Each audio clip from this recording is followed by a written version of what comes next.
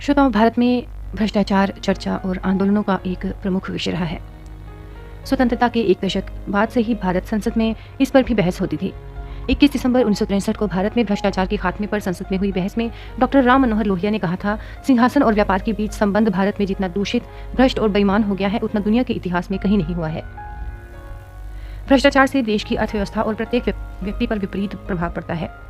2005 में भारत में transparency international नामक एक संस्था द्वारा किए गए एक अध्ययन में पाया गया कि 62% से अधिक भारतवासियों को सरकारी कार्यालयों में अपना काम करवाने के लिए रिश्वत या ऊंचे दर्जे के प्रभाव का प्रयोग करना पड़ा।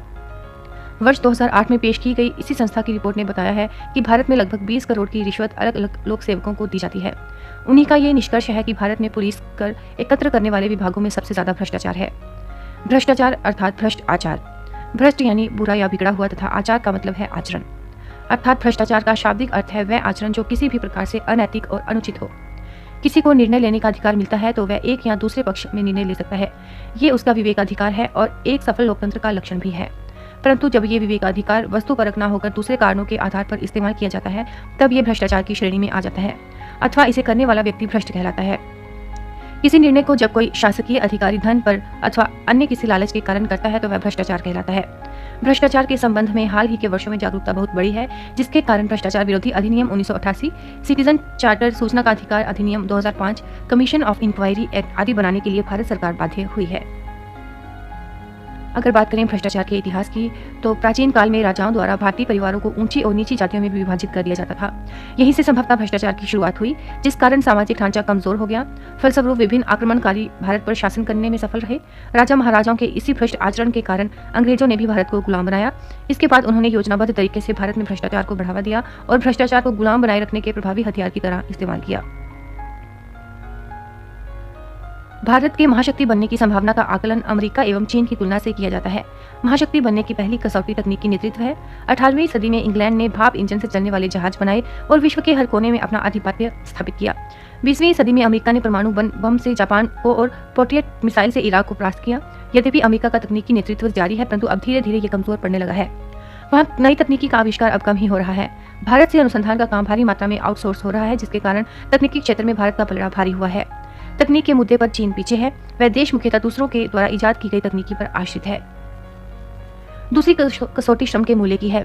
महाशक्ति बनने के लिए श्रम का मूल्य कम रहना चाहिए, तभी देश उपभोक्ता वस्तुओं का सस्ता उत्पादन कर पाता है और दूसरे देशों में उसका उत्पाद प्रवेश पाता है। चीन और भारत इस कसौटी पर अव्वल बैठते हैं, जबकि अमेरिका पिछड़ रहा है। विनिर्माण उद्योग लगभग पूर्णतया अमेरिका से गायब हो चुका है। सेवा उद्योग भी भारत की ओर तेजी से रुख कर रहा है। अमेरिका के वर्तमान आर्थिक संकट का मुख्य कारण अमेरिका में श्रम के मूल्य का ऊंचा होना है। तो वह देश आगे बढ़ता है जिसके नागरिक खुले वातावरण में उद्यम से जुड़े नए उपाय क्रियान्वित करने के लिए आजाद होते हैं। बेड़ियों में जकड़े हुए अथवा पुलिस की तीखी नजर के साए में शोध, व्यापार अथवा अध्ययन कम ही बनाते हैं। भारत और अमेरिका में यह खुलापन उपलब्ध है। चीन इस कसौटी पर पीछे पड़ जाता है। वहाँ नागरिक की रचनात्मक ऊर्जा पर कम्युनिस्ट पार्टी का नियंत्रण है।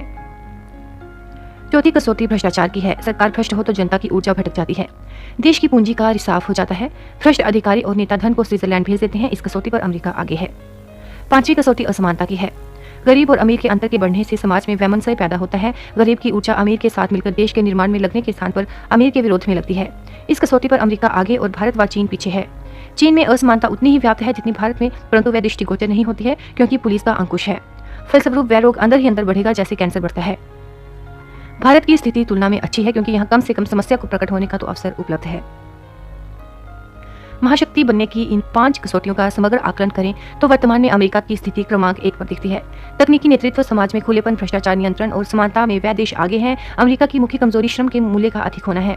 भारत की स्थिति क्रमांक पर दिखती है। तकनीकी क्षेत्र में भारत आगे बढ़ रहा है। श्रम का मूल्य न्यून है और समाज में खुलापन है। हमारी समस्याएं भ्रष्टाचार और असमानता की हैं। चीन की स्थिति कमजोर दिखती है। तकनीकी विकास में वह देश पीछे है। समाज घुट रहा है। भ्रष्टाचार चहुं और व्याप्त है और असमानता बढ़ रही है। दोस्तों, अगर हम बात करें भ्रष्टाचार के कि कहाँ ये भ्रष्टाचार फैला है, तो अगर देखें तो सेना में भी भ्रष्टाचार है। विश्व की कुछ चुनिंदा सबसे तेज, सबसे चुस्त, बहादुर और देश के प्रति विश्वसनीय सेनाओं में अग्रणी स्थान पाने वालों में से एक है। देश का सामरिक इतिहास इस बात का गवाह है कि भारतीय सेना ने युद्धों में वो लड़ाई सिर्फ अपने जज्बे और वीरता के कारण जीत ली जो दुश्मन बड़े आधुनिक अस्त्र शस्त्र से भी नहीं जीत पाए।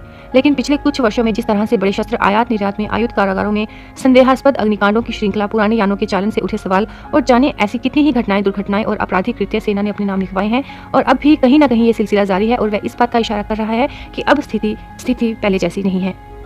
कहीं कुछ बहुत ही गंभीर चल रहा है। सबसे दुखद और अफसोसजनक बात यह है कि अब तक सेना से संबंधित अधिक भ्रष्टाचार और अपराध सेना के उच्च अधिकारियों के नाम ही रहा है। आज सेना के अधिकारियों को तमाम सुख सुविधाएं मौजूद होने के बावजूद भी सेना में भर्ती, आयुध, वर्दी एवं राशन की सप्लाई तक में बड़ी घपले और घोटालेबाजी के सबूत, पुरस्कार और प्रोत्साहन के लिए फर्जी मुठभेड़ों की सामने आई घटनाएं आदि यही बता और दर्शा रही हैं कि भारतीय सेना में भी अब वो लोग घुस चुके हैं जिन्होंने वर्दी देश की सुरक्षा के लिए नहीं पहनी है।